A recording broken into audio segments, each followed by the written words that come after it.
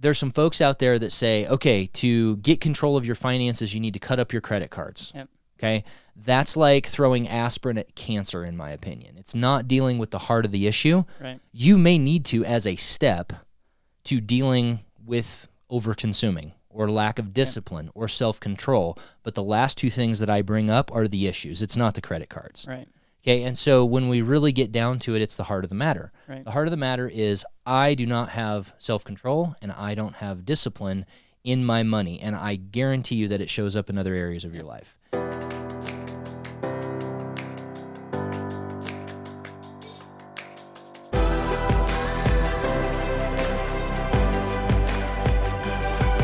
This is BetterWealth with Caleb Guilliams. Hey everybody, welcome back to another episode of BetterWealth from the front lines with Jereme Roothouse. Let's see if we can remember how to do this. It's been a while. I'm so happy that you're back in the studio. Me too. And we're gonna have an amazing week together. One of the things that we wanted to do as we were talking about all kinds of issues as you're especially literally on the front lines with people every day, and you're hearing different strategies and different issues. There's one common theme, and it's actually interesting because the theme correlates very much to a book that we read. Yep. And that book is Extreme Ownership. So what I want to do for you guys watching or listening, I just want to challenge you with this.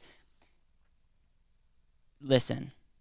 Take a step back and listen, because I'll give you guys a little bit of a story. Going through Extreme Ownership, I had the mentality that when something was wrong, it wasn't necessarily my fault unless it was me. And after reading that book, every problem in BetterWealth is my fault. Period. Yep. And it's like because of that, I need to lead well, and we need to discipline, and we need to keep accountability. Like, we need to keep people accountable. But at the end of the day, it's so freeing. It's so freeing taking extreme ownership of my life. And so there's a huge correlation to that and our money. And just imagine, I'm going to let you talk because I know that you've thought through this a little bit, but it's like, imagine if people could take extreme ownership of where they're at financially, and that they could look inward instead of looking outward at their money. Yeah, we I think we as a culture and a society, we don't like this topic, regardless of whether it's about money or really anything, because taking responsibility and being accountable to ourselves, but also to an organization, an entity, right, like your company, and taking extreme ownership over that is this idea of being a steward, a manager, and really, really, really internalizing that from a level that says, I will do these things. So, thanks for sharing that. I appreciate that very much. And the reason that I haven't been here in a while has to do a little bit with extreme ownership. I recently had the opportunity to sell and buy a house, and it's all based off of want, which we're going to touch on in another episode, because we only need 3 things, and we'll touch on that later. But that's one of the reasons I haven't been here, is because in being at BetterWealth, I have been allowed and empowered to take extreme ownership over things like my family. And in realizing how I wanted to do that and how we wanted to live out our life, we've been super blessed. We have an amazing place, but I've gone through a move this summer, the selling and buying of a house. During COVID. And so in doing that, I just have this real peace about where we are now, and it had to do with taking extreme ownership over my financial situation, which I don't want to describe as a situation. I think situation sounds negative, but just being accountable and saying, okay, these are the things that we want to do to live a more intentional life, both in family and in business, and being able to be with the team here. And there's a relationship with our heart and our head and our heart about money. And what I'm finding in dialogues with many, many people is that, we don't want to take responsibility. No. Because it hurts. Okay, we may have a 10-year disaster with money that we have to come face to face with, but when we do that, it's freeing. So here's the dynamic, I guess. there's some folks out there that say, okay, to get control of your finances, you need to cut up your credit cards. Yep. Okay?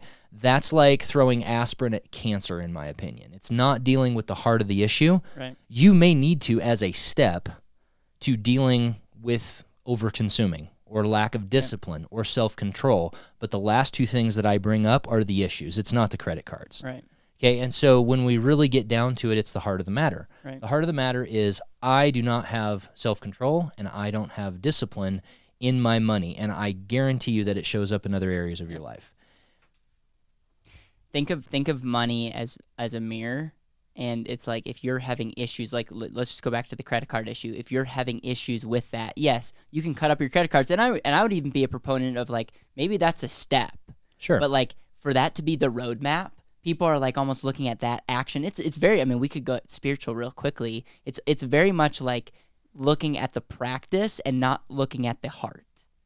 And so we got to get super clear. It's like if we're struggling financially, another common thing that I've run across is entrepreneurs, is people flexing, people doing certain things, buying things that they can't afford to put on a persona of success. Yep. And it's like, listen, like, no, you're smart enough to like see certain things, but you have an identity problem, and that's showing up in the decisions that you're making financially. Yep. And so that's big. When you're working with people and you're seeing these things, how do you get deeper? Because surface level, like that stuff can be addressed, and Dave Ramsey's helped a lot of people cut up their credit cards, and that's translated into behavior change.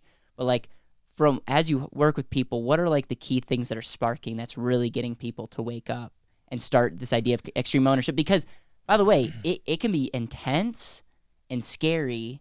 And the last thing someone wants is like, I'm already feeling bad about my money. The last thing I want is Jereme to like make me feel worse. Yeah. Well, through our process, it's kind of a self-discovery. I'm not going to tell you anything that you don't already know. Yeah. When somebody wants to come and work with BetterWealth, they're basically saying a couple different things. It could be a super exciting situation for them because they're ready to launch to what's next, or it could be a situation where I think I know what's inside this box, but I want to walk through it with somebody. Yeah. And I do a lot of walking through with people on this part of their life. And again, I love what I do because we're dealing with hard issues. We're talking about money. But we're dealing with issues that affect your family, that affect your work, that affect your ability to show up. A lot of times, I hope that I listen to a lot of our podcasts, and I say we're here to measure not dollars but impact. Yeah. And that's so true. I do not, the money is not it for me as far as fulfillment is concerned. It's the impact. And the hours on Zoom or the follow-up emails or the how does this work, Jereme, conversations that I have are super rewarding for me because I know that Caleb said money is like a mirror. Well, I think of it as an amplifier. Yeah, it kind of, when you plug in and you do it correctly, like if you take an electric guitar and you plug it into an amplifier, amazing things can happen, okay? You take an electric guitar and you just play it in a closet, right? Not a lot of things can happen, but this can amplify what is inside of us. Yeah. And when we put money in its rightful place, use it as a tool, and get on with the business of living an intentional life, magical things can happen. The scary part is opening that box. And so what do? I try to create a safe, inspiring place where those dialogues can happen and allow clients, members of BetterWealth Unlimited, to discover what's down in there and then deal with it. I have a military mind. I did 12 and a half years active duty, and a lot of times I make this analogy. Look, you guys are the commander. I'm the advisors to the commander. I like that. We want you to take control. In fact, it's a huge deal. It may be a core value of BetterWealth. And when we control our consumption, we have a greater ability to control the resources that we intentionally set aside to do something more with. Yep. So I think that's how I would answer that, Caleb, is, again, Yeah. It's just taking accountability. It's being there in the fighting hole with the other person going, look, I get this. And I love the amplifier. I love the amplifier example because it's so true. It's almost very much like leverage too. And this will be another episode. Stay tuned. But it's like, yeah, you can do your thing. You can be the most amazing, at the guitar, but no one's hearing you.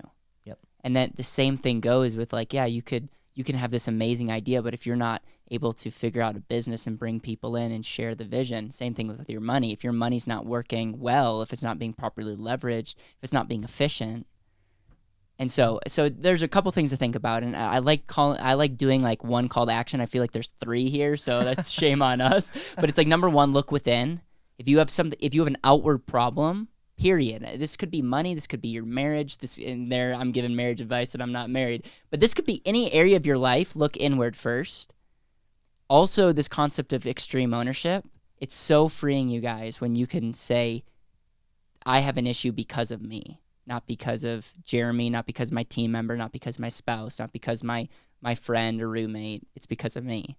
And then also, like, what does it look like when we can truly figure out how to amplify, because money is truly just a mirror and an amplifier of like what's going on. We've seen people use that good, bad, and in some cases very, very ugly. Absolutely. And parting shot is, again, please don't think that everybody has an issue with self-control and discipline. That's definitely not the case. That can be overboard too. Yeah. There's the analysis paralysis cases where we have diagnosed and overdiagnosed to the point where we can't take an action step and do anything, see anything, have a greater vision. Yeah. So it can also go the other direction. I mean, trust me, I see spreadsheets where it's unreal, like down to the penny. And I'm not saying that that's bad. In fact, I encourage that, but down to the penny, planned out for 20, 30, and 40 years, but inability to act. Yeah. So just realize that there's all spectrums of this, and we wanted to address this because we want to be real and we want to be honest with how we look at this. Yeah, I love it. I think those are our final thoughts. Thank you so much for listening, Jereme. I'm excited to do this series with you. And go check us out, BetterWealth.com. You could subscribe, and we're continuing to grow on YouTube. And so we appreciate all of you guys. Jereme, thank you. My pleasure. Thank you so much for listening to the Better Wealth Podcast. It would mean the world to me if you could hit subscribe, leave a review, and share this with the people that you know and love.